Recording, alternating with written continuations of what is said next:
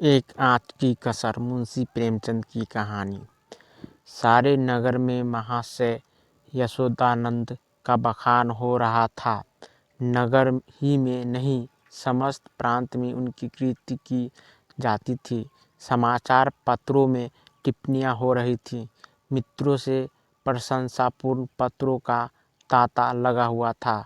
समाज सेवा इसको कहते हैं। उन्नत विचार के लोग ऐसा ही करते हैं। महाशय जी ने शिक्षित समुदाय का मुख उज्जवल कर दिया। अब कौन यह कहने का साहस कर सकता है कि हमारे नेता केवल बात के धनी हैं, काम के धनी नहीं हैं। महाशय जी चाहते तो अपने पुत्र के लिए उन्हें कम से कम 20,000 रुपये दहेज मिलते, उस पर खुशामद घाते में। मगर लाला साहब ने सिद्धांत के सामने धन की रत्ती बराबर परवाह न की और अपने पुत्र का विवाह बिना एक पाई दहेज के लिए स्वीकार किया। वाह वाह, हिम्मत हो तो ऐसी हो, सिद्धांत प्रेम हो तो ऐसा हो, आदर्श पालन हो तो ऐसा हो। वाह रे सच्चे वीर, अपनी माता के सच्चे सपूत, तूने वह कर दिखाया जो कभी किसी ने किया था।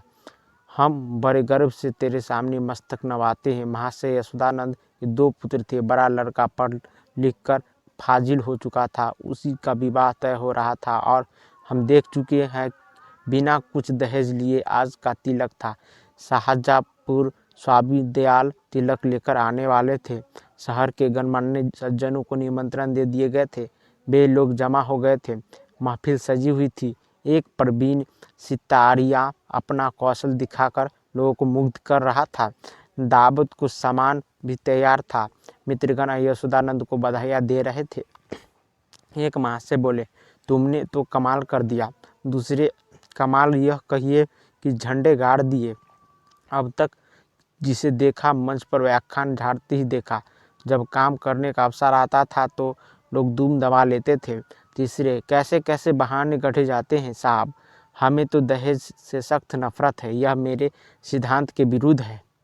पर क्या करूं, क्या बच्चे की अम्मी जान नहीं मानती। कोई अपने बाप पर फेंकता है, कोई और किसी खराट पर।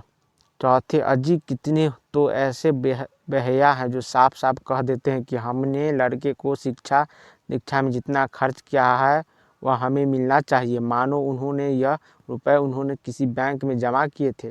5वें, खूब समझ रहा हूँ आप लोग मुझ पर छींटे उड़ा रहे हैं।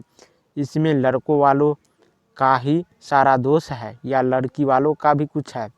पहले, लड़की वालों का क्या दोष है सिवाय इसके कि वह लड़की का बाप है? दूसरे, सारा दोष ईश्वर का जिसने लड़कियां पैदा की, क्यों? 5वें, मैं यह नहीं कहता न सारा दोष लड़की वालों का है न सारा दोष लड़कों वालों का, दोनों ही की दोषी है। अगर लड़की का कुछ न दे तो उसे यह शिकायत करने का कोई अधिकार नहीं है कि डाल क्यों नहीं लाए, सुंदर जोड़े क्यों नहीं लाए, बाजे गाजे पर धूमधाम के साथ क्यों नहीं आए, बताइए। चौथे, हाँ, आपका यह प्रश्न गौर करने लायक है। मेरी समझ में तो ऐसी दशा में लड़के के पिता से यह शिकायत न होनी चाहिए। 5वें, तो यूँ कहिए कि दहेज की प्रथा के साथ ही डाल, गहने और जोड़े की प्रथा भी तजायज है। केवल दहेज को मिटाने का प्रयत्न करना व्यर्थ है।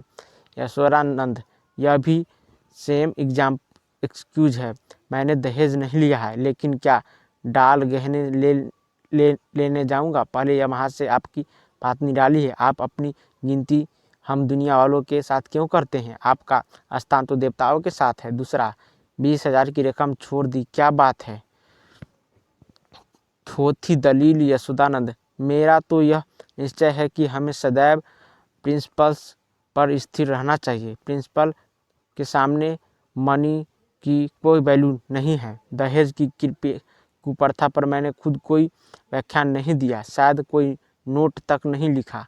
हाँ, कन्फ्यूज में इस प्रस्ताव को सेकेंड कर चुका हूँ। मैं उसे तोड़ना भी चाहूँ तो आत्मा न तोड़ने देगी। मैं सत्य कहता हूँ, यह रुपए लूँ तो मुझे इतनी मानसिक वेदना होगी कि शायद मैं इस आघात पर से बच ही न सकूँ। 5वें, अब की कॉन्फ्रेंस आपको सभापति न बनाए तो उसका घोर अन्याय है। यशोदानंद, मैंने अपनी ड्यूटी कर दी, उसका रिजिग्नेशन हो या न हो मुझे उसकी परवाह नहीं। इतने खबर हुई कि महाशय स्वामी दयाल आ पहुँचे। लोग उनका अभिवादन करने को तैयार हुए। उन्हें मनसद पर ला बिठाया और तिलक का संस्कार आरंभ हो गया। स्वामी दयाल ने एक ढाक के पतल पर नारियल, सुपारी, चावल, पान आदि वस्तुएं वर के सामने रखी। ब्राह्मणों ने मंत्र पढ़े, हवन हुआ और वर के माथे पर तिलक लगा दिया गया। तुरंत घर की स्त्रियों ने मंगलचारण गाना शुरू किया। यहाँ महफिल में महाशय यशोदानंद ने एक चौकी पर खड़े होकर दहेज की कुप्रथा पर व्याख्यान देना शुरू किया। व्याख्यान पहले से लिखकर तैयार कर लिया गया था। उन्होंने दहेज की ऐतिहासिक व्याख्या की थी। पूर्व काल में दहेज का नाम भी न था। महाशय कोई जानता ही न था कि दहेज या ठौरनी किस चिड़िया का नाम है। सत्य मानिए, कोई जानता ही न था कि ठौरनी है क्या चीज़, पशु या पक्षी, आसमान में या जमीन में, खाने में या पीने में। बादशाही जमाने में इस प्रथा की बुनियाद पड़ी। हमारे युवक सेनाओं में सम्मिलित होने लगे। यह वीर लोग थे, सेनाओं में जाना गर्व समझते थे। माताएं अपने दुलारों को अपने हाथों से शस्त्रों से सजाकर रण क्षेत्र भेजती थी। इस भांति युवकों की संख्या कम होने लगी और लड़कों का मोल तोल शुरू हुआ। आज यह नौबत आ गई है कि मेरी इस तुच्छ महातुच्छ सेवा पर पत्रों में टिप्पणियां हो रही है, मानो मैंने कोई असाधारण काम किया है। मैं कहता हूँ, अगर आप संसार में जीवित रहना चाहते हैं तो इस प्रथा का तुरंत अंत कीजिए। सिद्धांत, धन, मूल्य, सभा, अनुमोदन, कर्तव्य, कदर।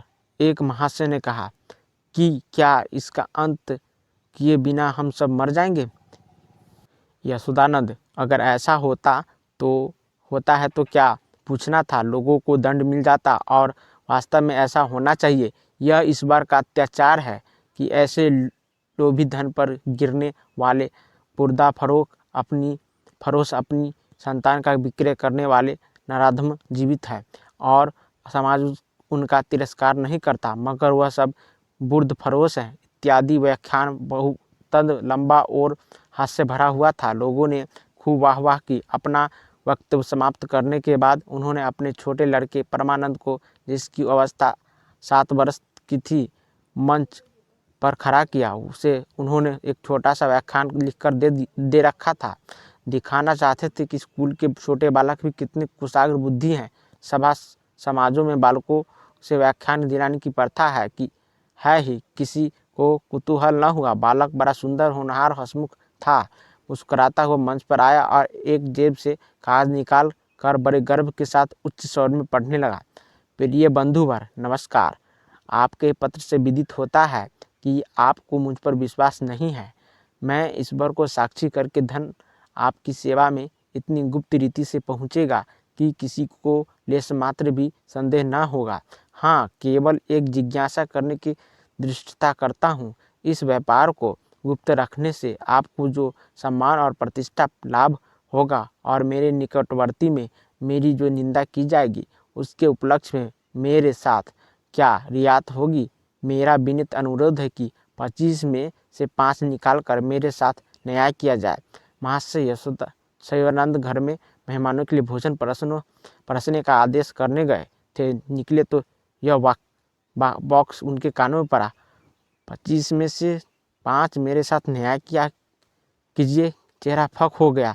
झपट कर लड़के के पास गए, कागज उसके हाथ से छीन लिया और बोले, नालायक, यह क्या पढ़ रहा है? यह तो किसी मुवक्किल का खत है जो उसने अपने मुकदमे के बारे में लिखा था। यहाँ तू कहाँ से उठा लाया? शैतान, जा वह कागज ला जो तुझे लिख कर दिया गया था। एक महाशय पढ़ने दीजिए। इस तहरीर में जो लुप्त है वह किसी दूसरी तकरीर में न होगा। दूसरे जादू वह जो सिर चढ़कर बोले। तीसरे, अब जलसा बर्खास्त कीजिए। मैं जो चला, चौथे यहाँ भी चलतू हुए। यशोदानंद, बैठिए बैठिए, पतल लगाए जा रहे हैं। पहले, बेटा परमानंद, जरा यहाँ तो आना। तुमने यह कागज कहाँ पाया?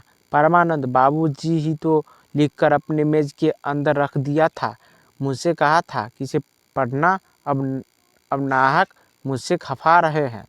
यशोदानंद, वह यह कागज़ था कि सुअर, मैंने तो मेज के ऊपर ही रख दिया था। तूने ड्रायर में से क्यों यह कागज़ निकाला? परमानंद, मुझे मेज पर नहीं मिला। यशोदानंद, तो तुम मुझसे क्यों नहीं कहा? ड्रायर क्यों खोला? देखो, आज ऐसी खबर लेता हूँ कि तुम भी याद करोगे। पहले यह आकाशवाणी है, दूसरे इसको लिडरी कहते हैं कि अपना उल्लू सीधा करो और नेक काम भी बनो। तीसरे, शर्म आनी चाहिए, यह त्याग से मिलता है, धोखेधड़ी से नहीं। चौथे, मिल तो गया था पर एक आँच की कसर रह गई। पांचवे, ईश्वर पाखंडियों को यूं ही दंड देता है। यह कहते हुए लोग उठ खड़े हुए। यशोदानंद समझ गए कि भंडा फूट गया, अब रंग न जमेगा। बार बार परमानंद को कुपित नेत्रों से देखते थे और डंडा तौलकर रह जाते थे। इस शैतान ने आज जीती जिताई बाजी खो दी। मुंह में कालिख लग गई, सिर नीचा हो गया, गोली मार देने का काम किया है। उधर रास्ते में मित्र वर्ग यूं टिप्पणियां करते जा रहे थे। एक, ईश्वर ने मुंह में कैसी काली माँ लगाई कि हयातदार होगा तो वो अब सूरत न दिखाएगा। दूसरा, ऐसे ऐसे धनी मानी विद्वान लोग ऐसे पतित हो सकते हैं, मुझे यही आश्चर्य है। लेना है तो खुले खजानों से लो, कौन तुम्हारा हाथ पकड़ता है? यह क्या कि माल चुपके चुपके उड़ाओ और यश भी कमाओ। तीसरा, मक्कार का मुंह काला। चौथा, यशोदानंद पर दया आ रही है। बेचारी ने इतनी धूर्तता की, उस पर भी कलई खुल ही गई, बस एक आँच की कसर रह गई। अगर ये रोचक जानकारी आपको अच्छी लगती है तो चैनल को लाइक, शेयर एंड सब्सक्राइब जरूर करें।